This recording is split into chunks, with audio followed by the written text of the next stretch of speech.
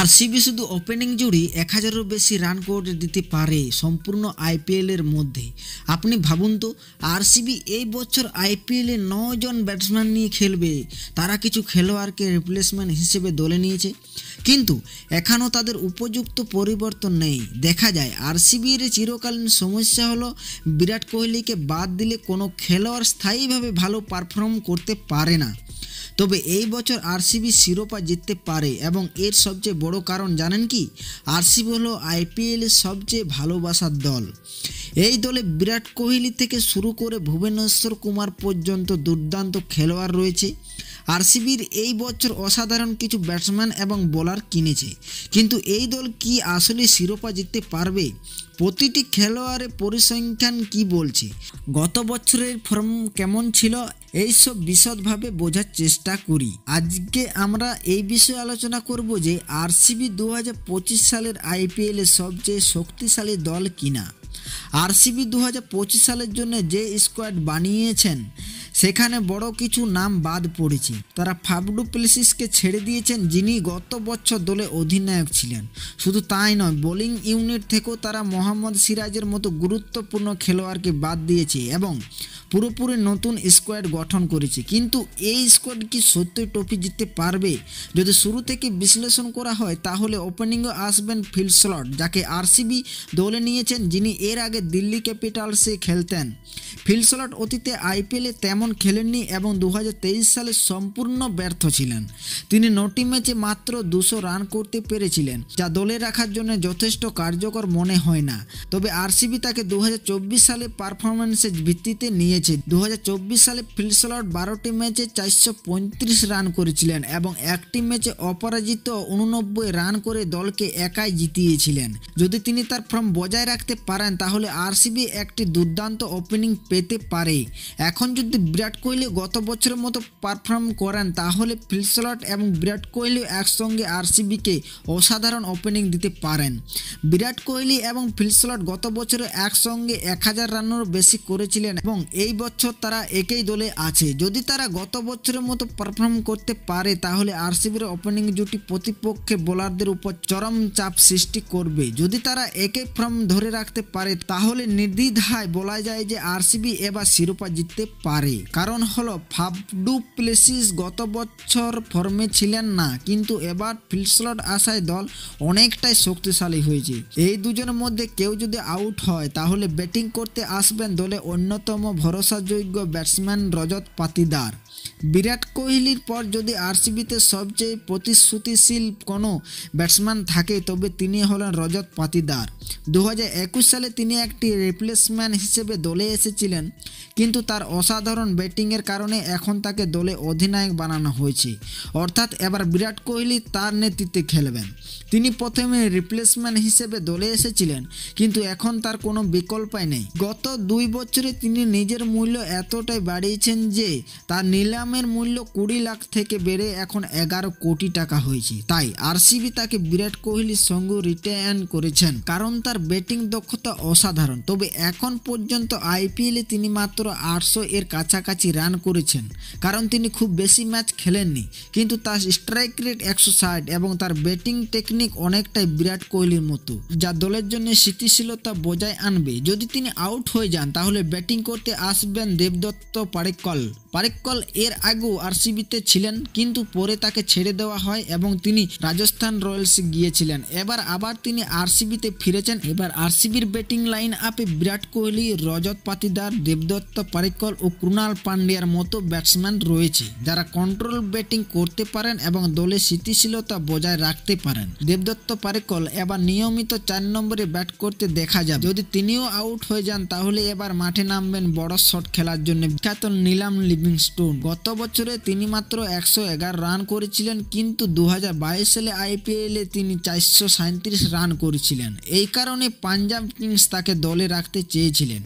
নিলাম লিভিংস্টোন এমন একজন ব্যাটসম্যান যিনি একবার ফর্মে এলে একাই ম্যাচ বের করে নিতে পারেন। আরসিবি চাইছে তিনি দলে এসে ফিনিশারের ভূমিকা পালন করুক এবং অন্তত 3 থেকে 4টি গুরুত্বপূর্ণ ম্যাচে ভালো খেলুক। যদি তিনি তা করতে পারেন তাহলে একার দক্ষতায় তিনি আরসিবি আরসিবিকে প্লে অফে তুলতে সক্ষম হবে। আরসিবির মিডল অর্ডারে এখন শক্তিশালী ব্যাটসম্যান রয়েছে যা দলকে গভীর ব্যাটিং লাইন আপের সুবিধা দেবে। নিলাম লিভিংস্টোন এমন একজন খেলোয়াড় যিনি বিশাল ছক্কা মারতে সক্ষম এবং তিনি সাধারণত তখনই ব্যাট করতে আসেন যখন স্পিনাররা বল করছেন। স্পিনারদের বিরুদ্ধে তার ব্যাটিং এতটাই বিধ্বংসী যে তার কারণে আরসিবি সহজে 200 রান তুলতে পারবে। যদি তিনি আউট হয়ে যান তাহলে ব্যাটিং করতে আসবেন কুনাল পান্ডিয়া। আরসিবির কুনাল পান্ডিয়াকে নেওয়া ছিল একটি বড় সিদ্ধান্ত এবং এটি খুবই আকর্ষণীয় মনে হয়েছে, কারণ যদি উইকেট ব্যাটিং সহায়ক হয় তবে তিনি ব্যাটিংও করতে পারেন, আর যদি উইকেট বোলিং সহায়ক হয় তাহলে তিনি 3টি উইকেটও পর্যন্ত নিয়ে নিতে পারেন। সবচেয়ে বড় বিষয় হলো কুনাল পান্ডিয়া লখনৌ সুপার জায়েন্টসের অধিনায়ক ছিলেন এবং তার আইপিএল অভিজ্ঞতা প্রচুর। তিনি বহু বছর মুম্বাই ইন্ডিয়ান্সের হয়েও খেলেছেন। এর মানে তিনি একজন ম্যাচ উইনার এবং ম্যাচ জিততে জানেন। চিন্নাস্বামী কিংবা লখনৌর মাঠে তিনি একক দক্ষতায় ম্যাচ বের করে আনতে পারেন। এখনও পর্যন্ত তিনি 126টি আইপিএল ম্যাচ খেলেছেন, যেখানে 1647 রান করেছেন এবং 76টি উইকেট নিয়েছেন। যদি আরসিবি তাকে সঠিকভাবে ব্যবহার করতে পারে তাহলে তারা গোটা টুর্নামেন্টে আধিপত্য বিস্তার করবে। যদি কুনাল পান্ডিয়া ভালো নাও খেলেন তাহলে তারপরে ব্যাটিং করতে আসবেন জিতেশ শর্মা। পাঞ্জাব কিংস জিতেশ শর্মাকে ছেড়ে দিয়ে বড় ভুল করেছে, কারণ তার মতো ফিনিশার পাওয়া খুব কঠিন। গত বছর তিনি 13টি ম্যাচে 241 রান করেছিলেন এবং এই রানগুলো মূলত 15 থেকে 20 ওভারের মধ্যে করেছিলেন। তাকে বারবার ফিনিশারের ভূমিকা পাঠানো হয়েছিল এবং তিনি 2024 সালে আইপিএলে অন্যতম সেরা ফিনিশার হিসেবে আবির্ভূত হন। তার স্ট্রাইক রেট প্রায় 160-এর কাছাকাছি, যা প্রমাণ করে যে তিনি শেষ দিকে নেমে বিধ্বংসী ব্যাটিং করতে পারেন।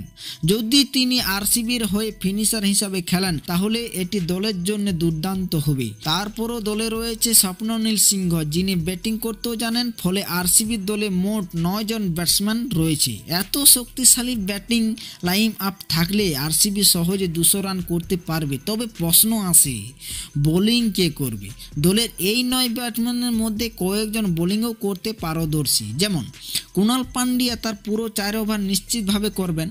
তার সঙ্গে স্বপ্ননীল সিংহ তার 4 ওভার সম্পূর্ণ করবেন। এছাড়া নিলাম লিভিংস্টোনও 3 থেকে 4 ওভার বল করবেন। যদি এই 3 জন মিলে অন্তত 10 ওভারও করে ফেলেন তাহলে দলে আরও একজন ইম্প্যাক্ট প্লেয়ার আসবেন যিনি 4 ওভার করে যাবেন। এইভাবে দলে 14 ওভার ভালোভাবে সম্পন্ন হবে। যদি এই 14 ওভার তারা ভালোভাবে সামলাতে পারে তাহলে বাকি 8 ওভার নিশ্চিতভাবে দারুণ হবে, কারণ দলের হাতে রয়েছে 2 জন পার্মানেন্ট ফাস্ট বোলার, জস হেজুয়েল এবং ভুবনেশ্বর কুমার। ভুবনেশ্বর কুমারকে তো সবাই চেনেন। 2016 ও 2017 সালে তিনি পার্পল কাপ জিতেছিলেন।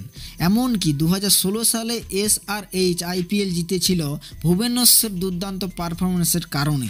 আর এখন তিনি আরসিবি দলে আছেন। যদি 2016 সালের মতো বিরাট কোহলি ব্যাটিং করেন এবং ভুবনেশ্বর কুমার সেই বছরের মতো বোলিং করেন তাহলে তাদের এই কম্বিনেশন সহজে আরসিবিকে চ্যাম্পিয়ন করতে পারে। যদিও গত বছর ভুবনেশ্বর কুমার খুব একটা ফর্মে ছিলেন না, তাই SRH তাকে ছেড়ে দেয়, কিন্তু যদি তিনি 2016 সালের মতো ফর্মে ফিরে আসতে পারেন তাহলে আরসিবি শুধু প্লে অফে যাবেন না বরং ফাইনালে গিয়েও ট্রফি জিততে পারে।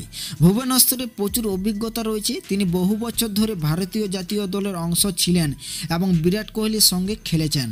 বিরাট নিজেও একবার বলেছিলেন যে ভুবনেশ্বর মতো সুইং বোলিং গোটা বিশ্বে আর কেউ করতে পারে না। তাই যদি তিনি তার সেরা ফর্মে থাকেন তাহলে পুরো মরশুমে আরসিবি দারুণ পারফর্ম করবে। তার সঙ্গে বোলিং করতে আসবেন জস হেজুয়েল। আরসিবি বারবার হেজুয়েলকে ছেড়ে দেয় আবার নিয়েও নেয়। এবার তারা চূড়ান্ত সিদ্ধান্ত নিয়েছেন যে হেজুয়েল তাদের প্রধান ফাস্ট বোলার হবেন। হেজুয়েল দুর্দান্ত সিম বোলিং করেন। অস্ট্রেলিয়ার দলে প্যাট কামিন্স, জস হেজুয়েল এবং মিচেল স্ট্রাইকের মতো সবচেয়ে কম ইকোনমি রেট রয়েছে হেজুয়েলের এবং বর্তমানে তিনি আরসিবিতে রয়েছেন। যদি হেজুয়েল পুরো আইপিএল জুড়ে ভালো বোলিং করেন, কম ইকোনমি রেটে বল করেন এবং উইকেট তুলে নিতে পারেন তাহলে আরসিবি সহজে শিরোপা জিততে পারে। যদিও আরসিবি এই মুহূর্তে 2016 সালের মতো অতটা শক্তিশালী দল মনে হচ্ছে না, তবে তারা মোটামুটি ভালো। যদি এই দলকে 10-এর মধ্যে রেটিং দিতে হয় তাহলে 7, 7.5 দেওয়া যেতে পারে। তবে আরসিবির এবার ট্রফি জেতার সম্ভাবনা রয়েছে এবং এর সবচেয়ে বড় বড় কারণ হলো দলটির ভারসাম্য। দেখুন, কোনো দলই শুধুমাত্র সেরা দল হয়ে আইপিএল জেতে না, বরং সবচেয়ে সামঞ্জস্যপূর্ণ দলেই চ্যাম্পিয়ন হয়। উদাহরণস্বরূপ 2024 সালে এসআরএইচ গোটা টুর্নামেন্টে আধিপত্য বিস্তার করেছিল, কারণ তারা ছিল সবচেয়ে শক্তিশালী দল, কিন্তু শেষ পর্যন্ত ট্রফি জিতেছিল কেকেআর, কারণ তাদের দল ছিল সবচেয়ে বেশি সামঞ্জস্যপূর্ণ। এমনটা বারবার দেখা যায় যে আইপিএলে সেই দলই চ্যাম্পিয়ন হয় যারা সবচেয়ে বেশি ভারসাম্যপূর্ণ। এত বছর ধরে আরসিবি ট্রফি জিততে পারেননি কারণ তারা সব সময় এক পেসে দল তৈরি করত। তারা মনে করত শুধু সেরা খেলোয়াড় নিলে জয় আসবে, কিন্তু এবার আরসিবিকে যথেষ্ট ভারসাম্য মনে হচ্ছে, এবং যদি এই খেলোয়াড়রা প্রত্যেকে কিছুটা করে অবদান রাখেন তাহলে আরসিবি শিরোপা জিততে পারবে। ভিডিওটি ভালো লাগলে একটি লাইক করবেন, চ্যানেলটি সাবস্ক্রাইব করে পাশে বেল আইকনটি অন করে দিবেন।